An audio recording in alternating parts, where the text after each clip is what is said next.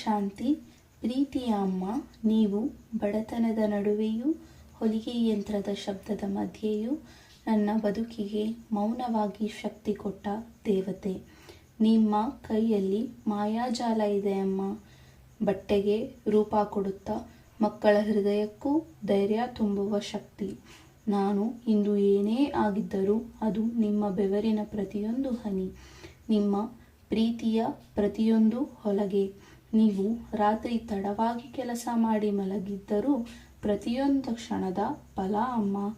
ನಿಮ್ಮ ದಯೆ, ಮೃದು ಮನಸ್ಸು, ಸಹಾಯ ಮಾಡುವ ಸ್ವಭಾವ ಇವೆಲ್ಲವೂ ನನಗೆ ಸಿಕ್ಕ ಅತ್ಯಮೂಲ್ಯವಾದ ಸಂಸ್ಕಾರಗಳು ಅಮ್ಮ. ನಾನು ಮನಸ್ಸಿನಿಂದ ನಿಮಗೆ ಧನ್ಯವಾದಗಳನ್ನು ಹೇಳುತ್ತೇನೆ. ನೀವು ನನಗೆ ನೀಡಿದ ಪ್ರೀತಿ, ಕಾಳಜಿ, ಮಾತೃತ್ವ, ನೆರಳು, ತ್ಯಾಗ ಇದಕ್ಕೆ ಲೆಕ್ಕವೇ ಇಲ್ಲ.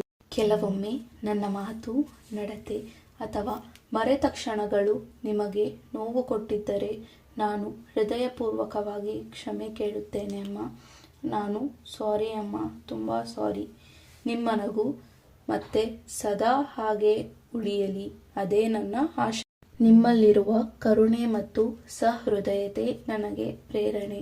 ಹಾಗಾಗಿ ಈ ವರ್ಷ 2026ರಲ್ಲಿ ನಾನು ನಿಮ್ಮ ಪ್ರೀತಿಗೆ ಗೌರವವಾಗಿ ನನ್ನ ಆದಾಯದಿಂದ ಸ್ವಲ್ಪ ಭಾಗವನ್ನು ದಾನ ರೂಪದಲ್ಲಿ ನಿಮಗೆ ನೀಡುತ್ತಿದ್ದೇನೆ.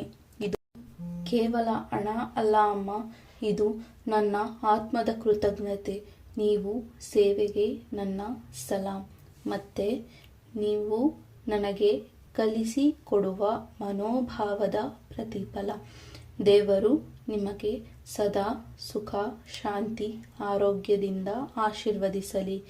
ನೀವು ಮಕ್ಕಳಿಗೆ ರೂಪ ಕೊಡುವ ಕೈಗಳು ಇನ್ನೂ ಅನೇಕ ಆತ್ಮಗಳಿಗೆ ಆಶ್ರಯವಾಗಲಿ.